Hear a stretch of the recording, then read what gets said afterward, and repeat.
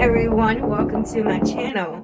Okay, so today we're gonna just be checking out some story times from one person in particular today.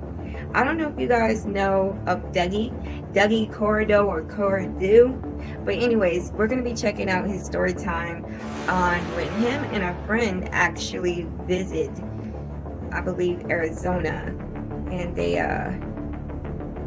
I believe it's Arizona, and they came across SkinWalker Ranch, and basically we're going to be listening to his story on what happened in that little adventure that they had. So before we hop into today's video, don't forget to like, comment, and subscribe to the channel so you can be included when I upload videos. So with no further ado, we're just going to jump into it, and yeah, let me pull this up. It was the worst mistake of my life. That place is so much worse than they say it is. It's not a tourist attraction. I'm just gonna tell you what happened. I happened to be in Arizona last month, and I had a layover flight in Utah for like a full day before I got to come back home. And one of my best friends happened to be in Utah doing interviews for his residency. So we happened to be in the state at the same time, and we thought, when's the next time we're going to be here? What's a fun thing we could do here? We didn't really know what to do. And we're like, oh, it'd be a fun bit if we went to go check out SkinWalker Ranch. It would be funny, it would be cool. And we weren't really there to look at SkinWalker Ranch. I didn't think anything of SkinWalker Ranch. I've seen that History Channel show. It looks like a bunch of quacks. It looks silly. We went there for fun because we know there's military bases there, and we were poking around. Oh, maybe we'll see a B-2 stealth bomber fly overhead, or like some F-22s. We know that there's like Hill Air Force Base over there. We were there to have fun, maybe see some military stuff. We really weren't there so much for SkinWalker Ranch. We just wanted to pull up, take a picture, then maybe go somewhere else. Just enjoy Utah for what it was. But when we pulled up there, initially the place doesn't look like anything. It's mundane, it's dull, everything's the same color. They don't really tell you how to get to SkinWalker Ranch on the map, but realistically there's so many like private property trespassing signs. They basically have a breadcrumb trail that's like leading you to the front gate. Like we knew we were close when we started seeing all of these signs that eventually led to this front gate. So we pull our car over about maybe an eighth of a mile past the front gate, throw on the hazards, and we just are walking the line of the front gate, like the line of the gate to the front gate. The only weird thing that we saw, which in hindsight was a bit weird, was there was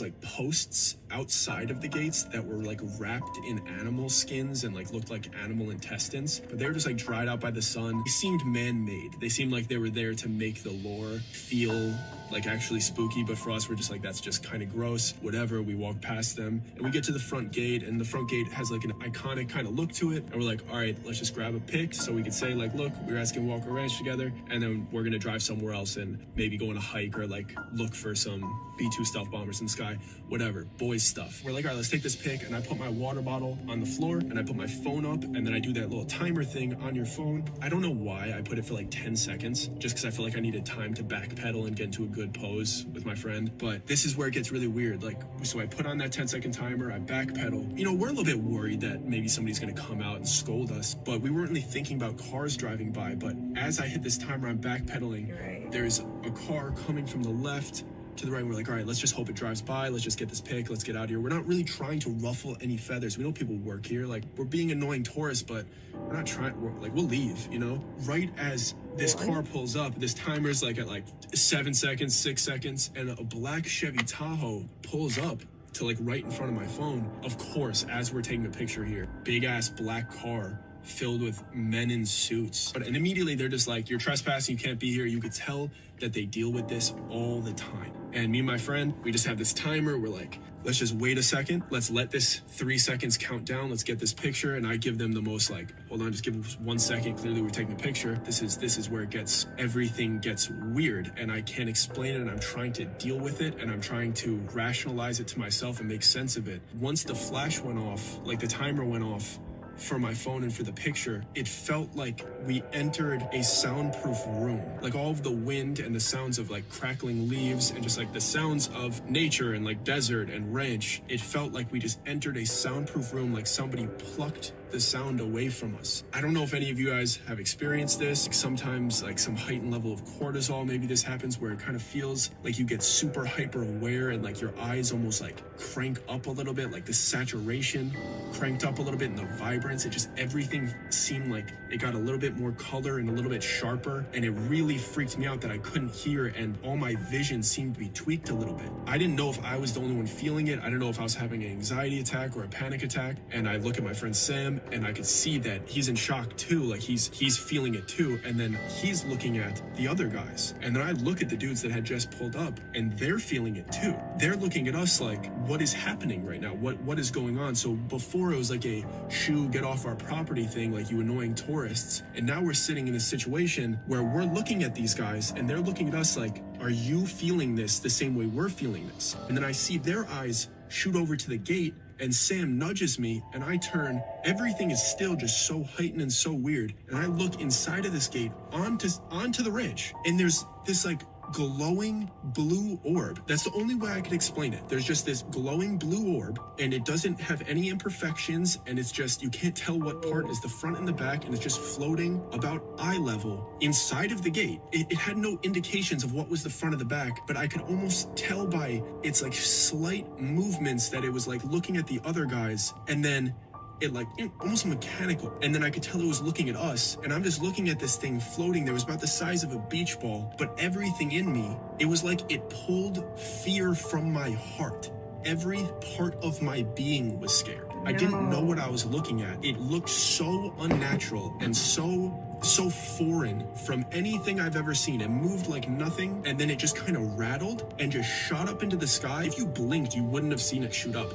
It just, like a projectile. But it wasn't like a projectile. It wasn't like a rocket. It almost zipped. Like, you know the difference between like a muscle car or like a sports car, and then like a Tesla that just zips and makes no sound? It just shot up into the sky, it zipped, and then it just kind of made an arching pattern and just kind of disappeared. It was one of those experiences that, to be honest, I would never have said anything about, but me and Sam probably would have been like, that was weird, blue orb, SkinWalker Ranch, that was sick, let's go home, whatever. But it was the fact that these other guys were with us that made this an issue, because we look back at them, I'm kind of freaking out. I'm like, if it was just me and Sam, we're just getting in the car, we're leaving. These guys are celebrating. They're celebrating like that was the best thing that ever happened to them. They were just acting like serious, get off our property, dead serious businessmen or whatever they are. And now they're like jumping around and cheering and celebrating. And we don't know how to react to this. These are grown men acting like that situation was amazing. I just wait until they start to engage with us. And just one of the dudes is like, he comes up to us with the weirdest energy, just saying things like, that was amazing, wasn't it? That was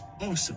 We knew activity happened when newcomers came, but we've never seen anything like that. They never let us come that close. And he's like talking to us as if that experience that we just had was some type of blessing. And then he starts like pressing us like, you saw it too, like right. Please, like, come in, like, give us testimony. And he's like trying to get us to come with him, to give him testimony about what just happened. And I'm just weirded out by this guy in general. Sam came to a different conclusion than I did, because Sam replied before I did. He just basically said, and I wasn't expecting him to come from this angle whatsoever. Sam goes, I want to keep our country's secrets. Whatever you need us to sign, whatever we need to do for us to go home, I want our country's secrets to stay safe. Tell us what we need to do. He thinks that these dudes are military. And I'm like, that actually kind of makes sense. And what we just saw might have been military grade equipment that we were not supposed to see, but we saw it. And these dudes are playing buddy-buddy, trying to get us to come with them because they're gonna, who knows?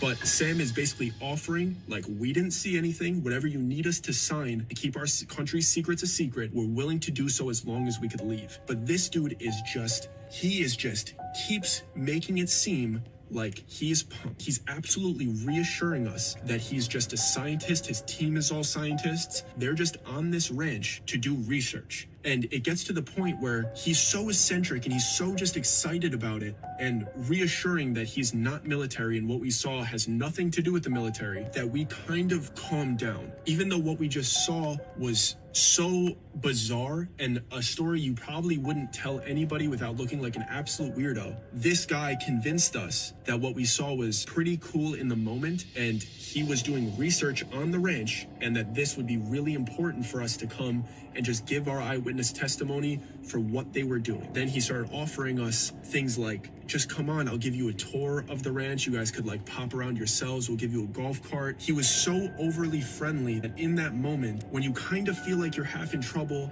while you just experienced something that was so bizarre that like you just don't know what to think or believe, you're kind of in a malleable state, like people could influence you. And he had been here. He told us that he lived there and like he was always studying there. And then that was the most amazing thing he'd seen. And he just wanted us to come on to give a testimony. We could have a tour and we could leave. Everything in me wishes I didn't get into that Tahoe and go onto that ranch. Once I closed that door, he seemed so friendly, but it just got weird once we were in the car. He was just going over what happened in such a theatrical way, as if he was like rehearsing the story that just happened to us right then, as if he was rehearsing it to tell other people, and he was like kind of exaggerating it already. And he just seemed a little bit off, and I wish we had gotten out of the car before that gate closed, because once that gate closed, he just looked back. I'll never forget this. This dude just said something along the lines of, if I were you guys, I would never leave. And this man meant it, because he actively tried to not let us leave.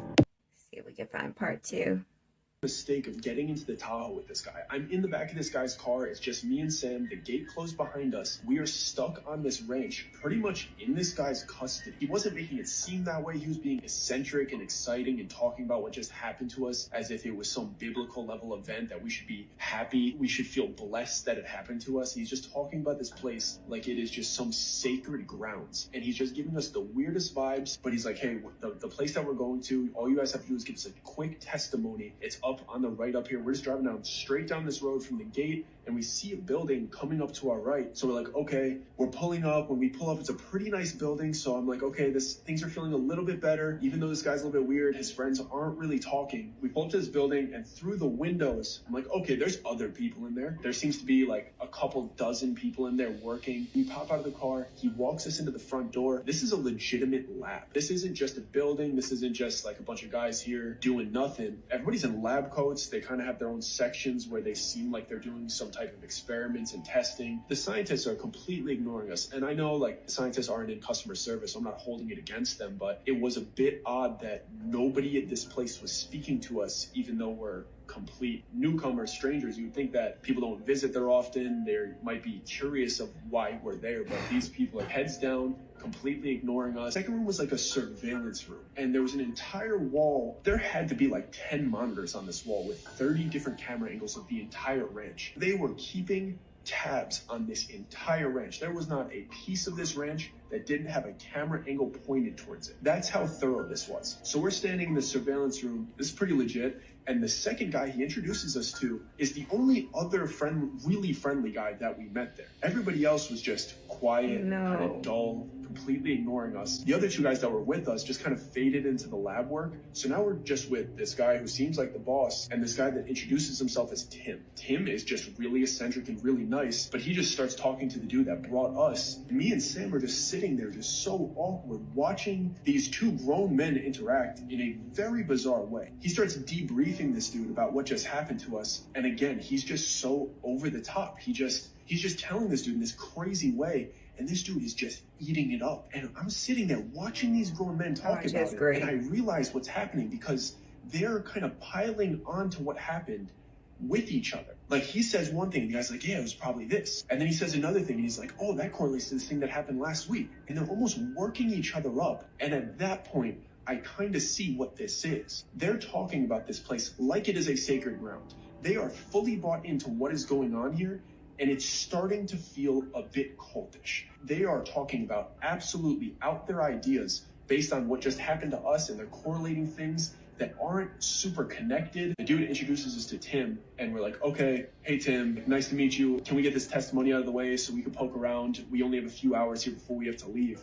But then the dude that brought us in is like, actually, I have a meeting right now in the room that you would have to do the testimony in. So you're gonna have to do the testimony a bit later, but don't worry, Tim here will give you a tour of the ranch. And right there, me and Sam are like, we didn't come in here for this dude to give us a tour you're kind of twisting it up on us. We thought we were gonna be able to do a testimony and poke around ourselves, but now it seems as if we're gonna have a chaperone. But we're in so deep at this point, we're just kind of pressured by the situation. And we're like, okay, I guess we're going with Tim. The dude that brought us in just immediately beelines to the testimony room, I guess, and he leaves. So now we're just stuck with weird Tim. And Tim calls to Junior in the other room. And me and Sam are like, okay, so now not only are we not going by ourselves, we're going with this dude that we don't know, who has already shown us that he's a little bit odd. And he is calling Junior into the room, who happened to be a 10-year-old kid, and I guess is his son. And we're like, okay, I guess this is a Disney ride. This bizarre thing happens, we're on this ranch, and now we're just in this weird situation attached to this father-son duo that brings us to this golf cart, and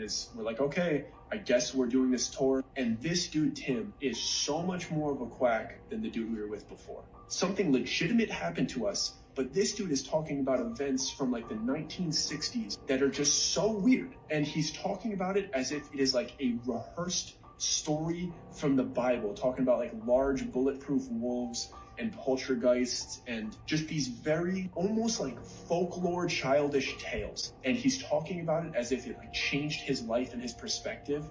And then he starts going into about how this ranch is a meeting of time and space, and every question that you possibly had will be answered if you stay on this ranch. Like at this point, once we're on this golf cart and we're going into this ranch with this guy, we're like, no, this is a cult. We just walked into a place that has a weird religious feeling tie to what this ranch is. Even though they feel cultish, we don't immediately feel in danger, because they're just kind of weird, and they just kind of seem like they worship this ranch. We're like, we'll get out of this, probably like a 30-40 minute tour, whatever, then we'll get out of here. Tim was picking up on the fact that me and Sam were giving each other kind of like skeptical looks, like this dude is so weird. Picking up, and Tim's just going on and on. But I see Junior kind of like he's like looking into the homestead, and I see him kind of do like a little kid wave and like a giggle, as if like he sees somebody he recognizes. So I'm expecting there to be more workers or something inside of this building. But once we get in, there's nobody in there. It is just like a living room, a kitchen, and then like a bedroom. And like in the living room, you're just like looking in, there's an archway to the kitchen and then an archway to the bedroom. And you can't really see if they connect. You can't really see if there's a back door. We just walk in, and right away, when I like look at the door as we're walking in, this door is covered with 10 different styles of locks. Padlocks, the little chain locks, all these different types of locks on the outside of this door. Once we're in, and I look at the inside of the door, and the inside of the door is covered with locks. So right away, I'm like, oh, I don't like this one bit. Why is this Tim dude bringing us to this place that's locked on both sides? And I just saw little Junior just kind of like wave at somebody, but I didn't see anybody. So we walk in, I only walk like 2 steps in. 1 step back, I could put my foot into this door. I'm not letting anybody close this thing behind me. And we walk in, I'm not feeling good about it. I know Sam's not feeling good about it. He's tactical minded. He's immediately walking to that place looking for the exits. And I see a surveillance camera in the corner of this room. And I want to let this dude know that I'm seeing what is happening here. So I just draw attention to it. So I'm like, so what's that camera about? And he's just like, oh yeah, we're trying to get footage of the poltergeist activity in here. And he's being really eccentric and flamboyant. Like, guys, come in, like come further in. We're like, I'm not having any of this. I'm not stepping 1 foot further into this house. There's no way somebody's gonna swing around the outside and close us in here and we're stuck here. There's no chance. So we're just standing by this door. I see Junior still kind of like, as if he's like looking behind his dad or like looking to the other rooms, just kind of like giggling and interacting with something that's not there. And Tim walks into the doorway of the kitchen. And then I see Junior start to laugh really hard, like really giggle, and run towards his dad and around his dad into the kitchen and then to the left. And like I said, there's the kitchen doorway and then there's the bedroom doorway. But I don't know if they're connected. So I'm expecting to see Junior run through the kitchen and then be able to see him in the bedroom doorway. But I don't see him run all the way through. Tim tries to grab him. He's like, come on, Junior. Like, no, like he's trying to like wrangle his son. Junior slips by him. Tim has to follow him through the kitchen. And then I'm expecting to see him pop out into the bedroom. But neither of them pop out into the bedroom. So I take a step back towards the doorway because I think they're trying to pop out the back of the house, swing around the house, and close us in. So I immediately take a step into the doorway so they can't do that. They think they're slick. It's not happening. Then it goes kind of silent for a second. It's not happening. What's going on? So I look at Sam. I'm like, go check. I'll stay by the door. So Sam kind of tactically duck walks and like peeks around. And as he's peeking around, Junior pops back out from where he came in into the living room laughing pretty hard. And then Sam looks in through the kitchen, and then he backs up, then he looks through the bedroom door, and then he's like, he's not here. And I'm like, what do you mean he's not here? Like, is there a back door there? And he's like, no, like that dude's not here. And there's not even a window big enough in the kitchen for him to disappear. And Junior's just in the living room laughing. And then Sam's looking at me. I'm looking outside of the door because I'm looking like, how did Tim get out of the house? I think he's going to try to push me from the back and close the door. This dude is nowhere to be found. And Sam is like, dude, he is not here. I don't know what's going on. And I just have this little kid laughing. And Sam is standing in the bedroom doorway now. I'm in the front doorway. And me and Sam are like, what do we do? Then Junior says something like, we tricked him. Just a little sprinkle of something, like revealing what just happened, but in like a little kid way, as if they were playing a joke. And Sam at this point is pretty much done with this situation. And he kind of barks at Junior. He's like, where'd your dad go? Because we're not about to get stuck in this place and padlocked by 6 locks. And the little kid points to the corner of the room. In between the 2 doorways, there's just an empty corner, and he points to the corner of the room and he says, we tricked him. And nothing's there. So we follow up with this kid. We're like, what do you mean? What do you mean you tricked him? Like, where is he? Where is your dad? Yeah. And this kid is like, I don't know. He drops him somewhere else every time. And then he starts laughing. And Sam's getting genuinely annoyed at this point because why would this dude bring us out here and leave us with his kid? And now this kid is just playing little tricks on us or like doing this inside joke to himself. So he presses the kid one more time, but it's like the kid didn't even hear what he said. And this kid looks back at Sam and goes, he says you should get that mole checked on your neck. What? You should get that mole checked out on your neck. That's where it ends. I gotta know more. How does it end? Do they get out? I want to know. That is so crazy. You know, I would have had a straight attitude from the beginning. Like, if they're being weird from the beginning, I'm going to be weird. Like, just give me what you need me to sign. I'll sign with you, whatever. Just, you know, I want to go. Whatever I can do to get the hell on. I just want to go home. I don't want to be here. Y'all acting weird. Y'all acting funny. I would have had a straight attitude the whole way through. Like, y'all doing too much. Thank you. This trip, this tour, whatever you want to call this, is come to an end. I've seen enough. Thank you. Like, I would have had a straight attitude. That's how I'm coming. Like, look, just give me whatever you need me to sign so I can get the hell on. Y'all doing too much. The trip is in here, okay? I don't want to see no house. I don't want to see no more doors to no house. I want to go. Your child is acting funny. He's waving at stuff that's not there. Well, that I don't see. I want out. Okay? Just give me whatever you need me to sign so I can be on my way. How y'all coming? Do you agree? Like, that's too much. That's all I have for you guys today. I just wanted to get a quick video out to you guys. Until next time, guys, I will see you on the next one. And, yeah, be safe. And bye, guys. Ow! Ow!